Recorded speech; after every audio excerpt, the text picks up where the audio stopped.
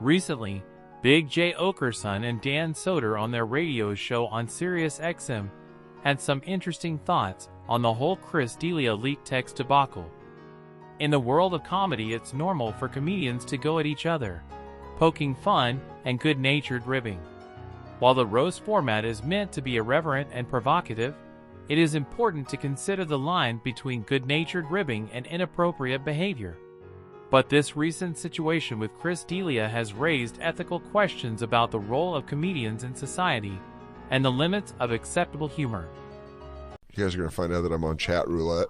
You guys can trace that back. Hey guys, did you guys think it's like that clip of what is it, Fighter and the Kid, when D'Elia realizes he could save Snapchats? Yeah, he goes, like, yeah, but that stuff stays forever. People can save it forever. He goes, nah. And he goes, yeah, dude, totally. He goes, should we go to a commercial break? He goes, we don't have commercials on a podcast. He goes, uh-huh. He just watches his brain be like, fuck. Can you guys talk about something for a minute? I have to go stare over this way. I have to go wonder which highway I can jump on. It is important to recognize that freedom of speech and expression are fundamental rights that allow individuals to express their opinions and ideas freely. This includes the right to use humor and satire to comment on current events or controversial topics. In the context of comedy, it is not uncommon for comedians to use their platforms to address sensitive or controversial issues in a humorous way.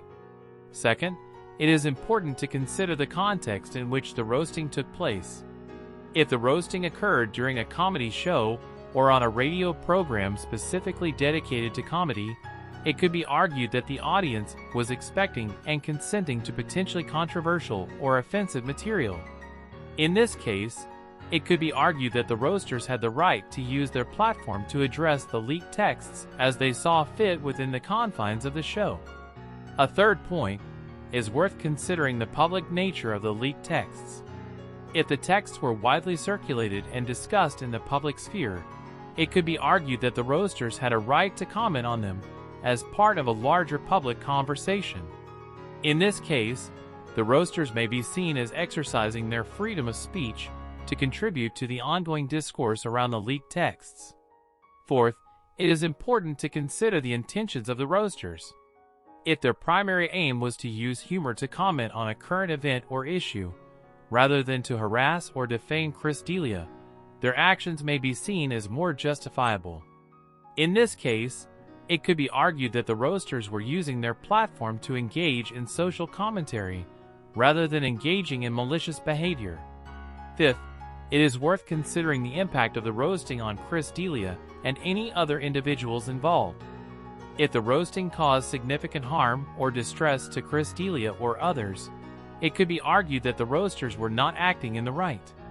However, if the roasting was seen as being within the boundaries of acceptable behavior and did not cause undue harm to anyone, it could be argued that the roasters were within their rights to engage in the activity.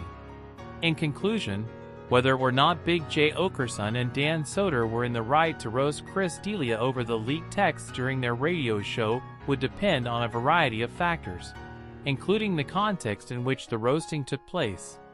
What are your thoughts on the issue? Drop your comments below.